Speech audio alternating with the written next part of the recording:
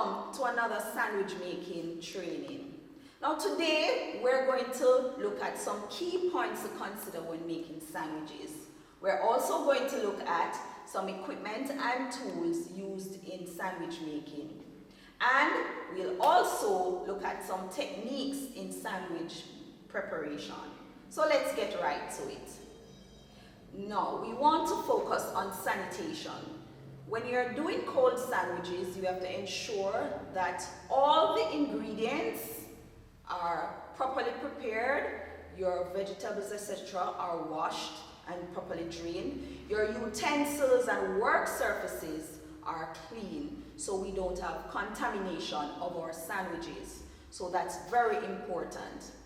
Now when you're making sandwiches also, you have to consider the occasion for the sandwiches. So if you're going to have a cocktail party and you're going to use your sandwiches, you want nice, small, dainty sandwiches. If you're going to have your sandwiches as part of your lunch, then they don't necessarily need to be very small, and you may not have to cut the crusts off. But we want to ensure that our sandwiches are nice and fresh, and so we always say keep your sandwiches covered. Use cling wrap to wrap them, to encase them, and make sure that the moisture is not lost. Also, you may also choose to place them in an airtight container, and that will also help to keep the freshness in. Now, we say use good quality ingredients, especially when you're going to go to for your spreads, so that you ensure that your bread doesn't become soggy when you have applied your filling.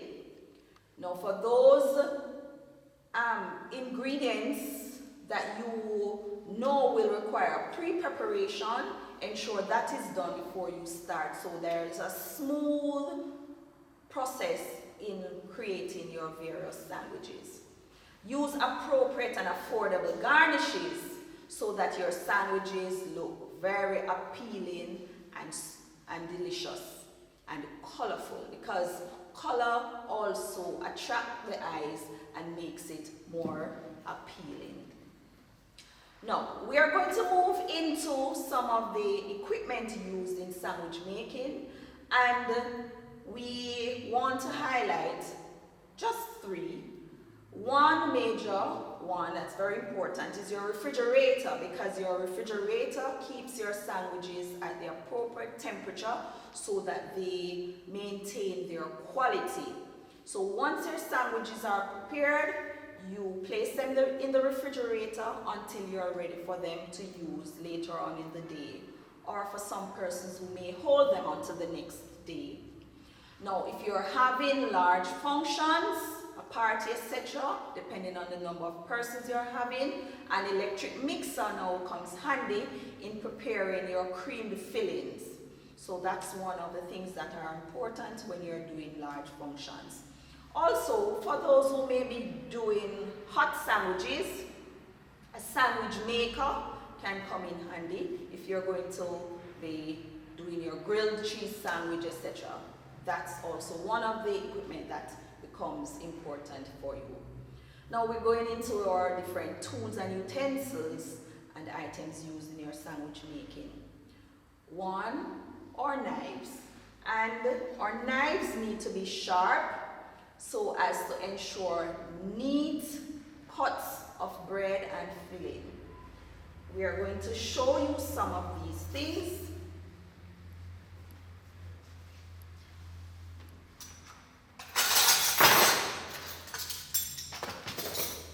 And so, as it relates to our knives, we have different types. Our sharp knife that we use for cutting. We have our bread knife that has a serrated edge that helps to easily cut your bread into various shapes. We also have what is called a paring knife that helps to create your different garnishes when you're making your rolls and your flowers, etc. We have what is called a spreader that we use to apply our filling to the bread or your spread to your bread. Outside of this, we can use a regular dinner knife. Some other tools that we use, a wooden spoon, especially where we're creaming our mixture for our filling. Example, your cheese, which we'll use later on in our series. We'll also utilize our spoon, small spoon. This is a cereal spoon that we use to mix our ingredients. Spatula, and these come in different sizes, shapes, and color.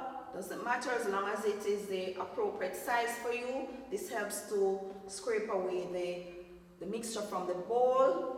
And we also have our food tongue. A small food tongue helps in the handling of your sandwiches. So reduces using your hands and reduce the likelihood of contamination also.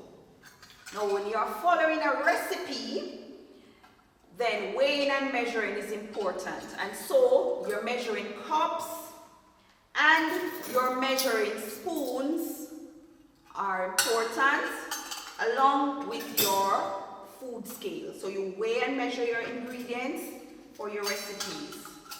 Now we also have what we call our serrated vegetable cutter, which is good when we're also preparing garnishes for our sandwiches. And we have here a piping bag along with coupler and nozzle, or piping tip as we call them. Different tips have different design according to the effect or the look you want. This will help you to pipe your filling onto your bread, especially if you're doing things like your open face sandwiches. We have our vegetable curler, and this helps to create nice designs, especially if you're using carrots and cucumbers for garnishes. In terms of molding, we have our different cutters, cookie cutters, different materials, different shapes, different sizes, depending on the desired effect that you want to have for your sandwiches. Now, we also need to have our rolling pin. So if you're going to create your pinwheel sandwiches, your roll-ups, etc., this is important, your rolling pin. Now we also have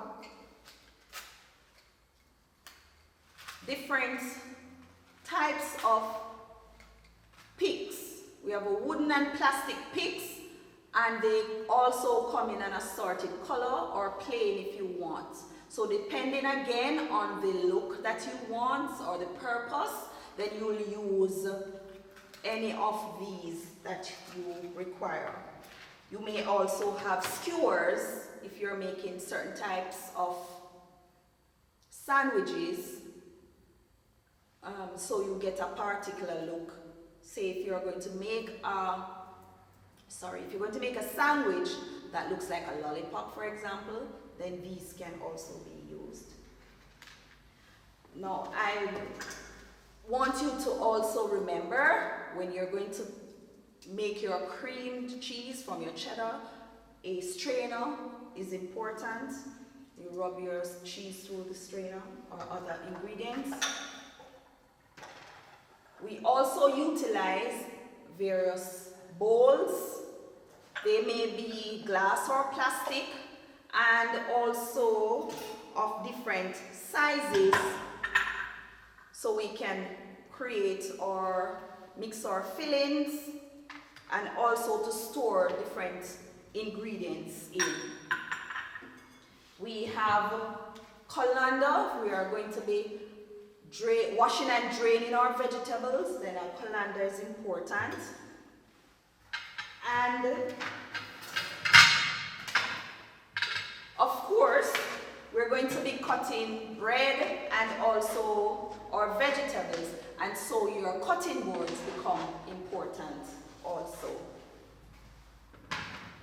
Now, as I mentioned earlier, you will need cling or plastic wraps to wrap your sandwiches to keep the moisture in, or a food container with a lid to enclose your sandwiches, tight lid so that the moisture isn't lost. Now also we must mention our various towels or dish rags or dish towels and our food net to cover our area to protect our ingredients or sandwiches. Alright, now one more thing or two more things. When you're going to present your sandwiches, then your platters come into play. They come in different shapes and sizes, so depending on the quantity and size of your sandwiches, then you will choose your platter or your serving container, your serving plate accordingly.